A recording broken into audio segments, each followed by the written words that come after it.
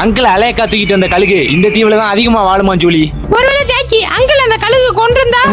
வாயை வச்சுக்கிட்டு சும்மா இரு ஜூலி, அதெல்லாம் ஒண்ணும் ஆயிருக்காது. ஆனா ஜாக்கி இங்க 2 வழி இருக்கே. ஆமா, இந்த கர்மம் முடிச்ச கழுகு வேற அதோட குட்டின்னு நினைச்சு நம்மள தூக்கிட்டு வந்துருச்சே. ஜாக்கி ஜூலி, இந்த அங்கிளை காப்பாத்த வருவீங்களா இல்ல எப்படி செத்துருப்பான் போய் வேஸ்ட் தான் வீட்லயே இருக்கீங்களாடா? இப்போ என்ன பண்றது? இந்த வழியில போமா இந்த வழியில போமா?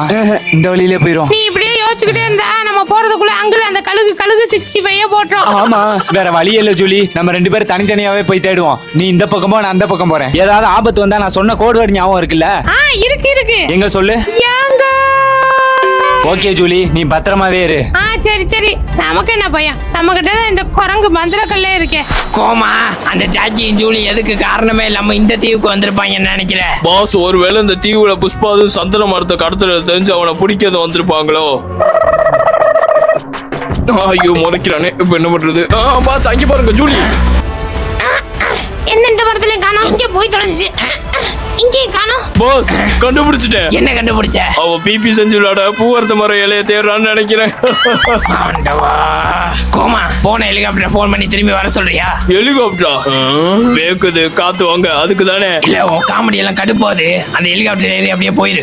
நல்லா தானே இருக்கு. கடுப்பேத்துட்டு என்ன ஜூலி மட்டும் தான் இருக்கா? அந்த ஜாக்கியை காணோம். அந்த குரங்கு மந்திரங்கள் இந்த 2 பேர்ட்ட யார்கிட்ட இருக்குன்னு தெரியல. கோமா, நீ அந்த ஜாக்கிட்ட போய் தேடு, இந்த குட்டி பிசாசிட்ட நான் தேடுறேன்.